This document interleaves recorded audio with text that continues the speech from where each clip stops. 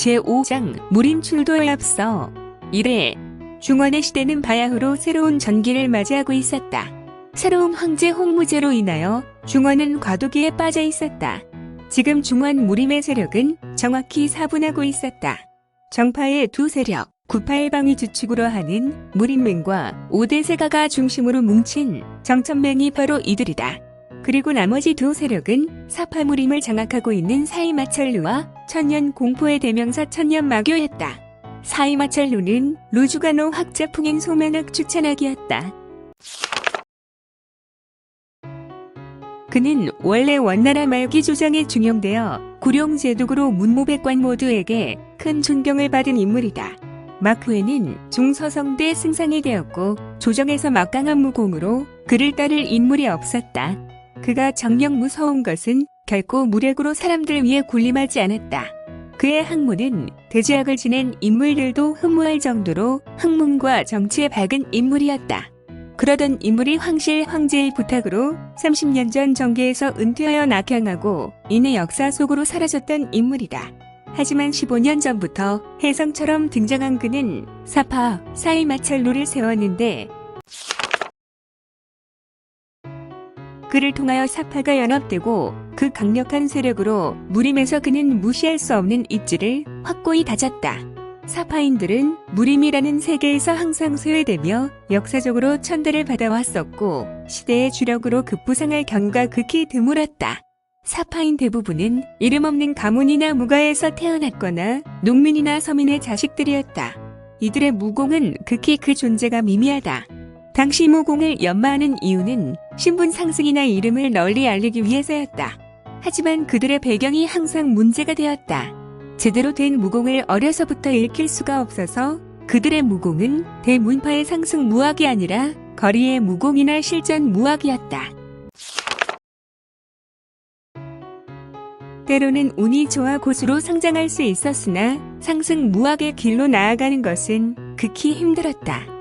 그래서 때로는 문파 간 전쟁에 용병의 신분으로 참여해서 그 문파가 제공하는 무공을 얻어서 배우거나 나라의 용병으로 진출하여 목숨을 걸고 전쟁에서 수훈을 쌓으면 무장이 되고 포상으로 황궁에서 제공하는 무공을 습득하여 연성하는 정도가 대부분 사파인들이었다. 그러나 사파도 상승 무학이 출현하게 되었다.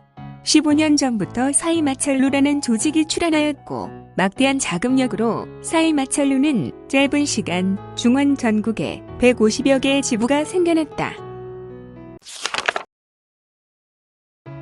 그들은 수많은 무린인을 영입하였으며 또한 지부의 부주나 본루의 당주들은 몰락한 원나라 황궁의 정통무공이나 변방 이족의 정통무공을 무장하여 사용하는 것이었다. 이는 엄청난 결과를 만들었고 결국 그들은 현재 무림의 4대 극강 세력이 되었다. 반면 마교는 그 조직이 조금 복잡하다. 마교에서는 마공을 주로 사용하고 교주나 종사의 무공이 상이하지 않았다. 그들은 복잡하게 대천마가를 중심으로 4대 마가와 10만의 가신들이 마교를 받들고 있었다. 마교는 과거 조로아스트로교가 역사를 걸쳐서 중원에 유입되는 과정에서 만이교 또는 백화교로 불리게 되었다. 만이교는 오늘날 마교로 성장하였고 백화교 또는 오늘날 명교로 활동하고 있었다. 백화교도들은 명나라를 세울 때 주축의 세력이었으며 홍무제 주원장은 이를 이용해 원나라를 몰아내고 명나라를 세웠다. 하지만 이것이 문제였다. 주원장은 남을 의심하고 절대로 신뢰하지 않았고 자신에게 유리하다면 세력들을 갈아타는 것이 능숙한 사람이었다. 명나라를 세운 후 주원장은 습관이 도졌다. 끝없이 의심하는 가운데 명교, 교주 한 배가와 명교를 버리게 되었다. 후에 명교, 교주 한 배가 사후에는 대거, 명교, 구성원은 흩어지거나 마교에 유입되었다. 주원장에게 배신당한 울분 때문에 이러한 효과는 더욱 가속되었다. 마교, 교주 대종사는 이를 마다할 이유가 없었다. 이때 마교는 새로운 전기를 맞이하여 큰 세력으로 확장하게 되었다. 마교와 정신을 같이 하였지만 명교는 주로 종교의 성격을 가지고 일반 백성에게 포교와 종교 활동에 대해 힘을 썼다면 마교는 무림에서 활동하였고 주로 마공의 연구와 무림의 세력에 관하여 관심을 갖지 하였다. 마교는 명나라 조정과 밀접하지 않고 정파와 그 노선을 달리하고 있어 원나라 황실을 돕게 되었다. 이는 아주 자연스럽게 되었는데 조원장은 무당파를 필두로 정파의 도움을 요청하였다. 원나라 형실은 자연스럽게 정파와 노선을 같이 할 수 없는 세력, 마교에게 손을 내밀었고 마교는 자연스럽게 잡았다. 이제 상황은 명명백백하다. 정파의 두 세력, 구파일방을 주축으로 하는 무림맹과 오대세가의 주축인 정천맹은 명나라 조정을 지지하고 있었으며 자연스럽게 마교와 전 구룡제독이었으며 중서성대 승산이었던 사이마천루의 류주는 원나라 황실을 지지하는 구도가 되었다. 이청아 사패 이 같은 군영이 당분간 유지되었다. 초인의 길을 걷는 소혁은 이제 이 같은 무림 정세와 명나라 초기 무대 안으로 이제 나아가는데 정천맹은 원래 7대 세가가 연합하여 이루어진 연맹이었으나 원나라 말기의 각 세력은 충돌로 인하여 5대 세가가 바로 정천맹의 주류가 되었다. 물론 자의적 의지로 충돌하였지만 보이지 않는 곳에 원나라 황실과 명나라 조정 간의 알력이 여실히 나타나 있어 대리전 양상이었다. 사이마찰루는 정천맹을 상대하였다. 충돌로 인해 이들 두 세력은 상당한 대가를 지급하게 되었다. 정천맹은 두 개의 세가가 아주 완벽히 치러졌다. 두 개의 세가는 근간이 뽑힌 것이다. 무안 지역을 주축으로 활동한 상권세가는 정천맹이 상주한 상관, 세가주와 두 아들, 상관세가의 젊은 실력가들로 이루어진 소수만이 살아남았다. 이들은 무안 지역을 잃었을 뿐 아니라 상관세가의 원로들과 어린이들, 아낙네들, 종복들은 사나하였고 세가는 잿더미가 되었다. 또한 진조원가도 같은 결과에 놓여 있었다. 당시 진조원가는 사이마천루의 직법당을 맞아 상대하였고 이 진조원가주와 일부 세력만 살아남았다. 세가에 있었던 대부분 사람은 죽었으며 소수 인원은 피난 나온 일부 사람만이 안위성에 있는 남궁세가에 얹혀 살았다. 세가가 회복하려면 이는 수백 년을 기다려야만 이전의 영화를 기대할 수 있을 것이다. 그리고 사이마찰루는 3분의 1 인원이 죽게 되었다. 공격이 방어보다 더 많은 인력이 소비된다는 것은 당연하다.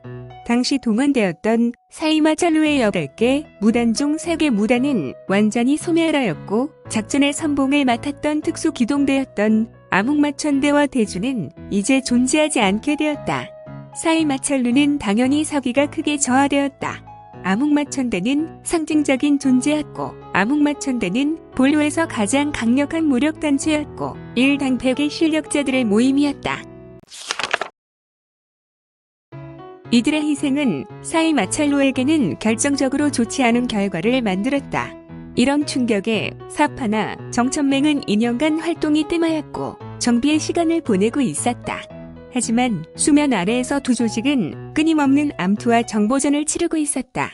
또한 마교와 정파는 초기 접전을 했을 때 마교의 상황은 소수 정예로 지역적인 전투만 치렀다.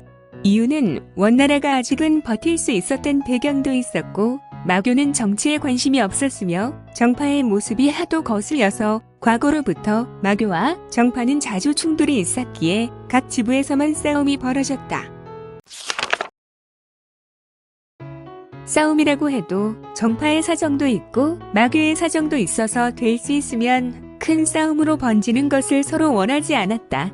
하지만 시간이 흐르면서 이러한 상황이 바뀌기 시작하였다. 원은 북방 지역으로 쫓겨나고 중원은 명나라가 세워졌다. 원나라는 세작을 통하여 마교와 교류를 본격적으로 시작하였으며 마교는 이를 마다하지 않았다. 정파와는 생태적으로 상생을 할 수 없었다. 그리고 마교는 지난 2년간 어마어마한 세력으로 성장하게 되었다. 다 홍무제의 덕택이었다. 홍무제의, 명교, 탄압은 자연스럽게 마교의 세를 불렸다. 명교 교주, 한배가 사후 이 같은 일은 급속화되었다. 결정적으로 마교의 부교주는 명교의 광명우 사조천수가 되어 이를 부채질했다. 광명좌사는 또한 마교 원로원 장로의 신분으로 들어가 마교의 무공을 더욱 공교히 하게 되었다. 이로 인하여 정파는 아주 곤욕을 치르고 있었는데 정파의 인물들은 마교의 세가 갑자기 불어난 것으로 인하여 상당히 곤혹스러워하였고 홍무제로 인하여 벌어진 일로 다만 답답한 속병만 앓게 되었는데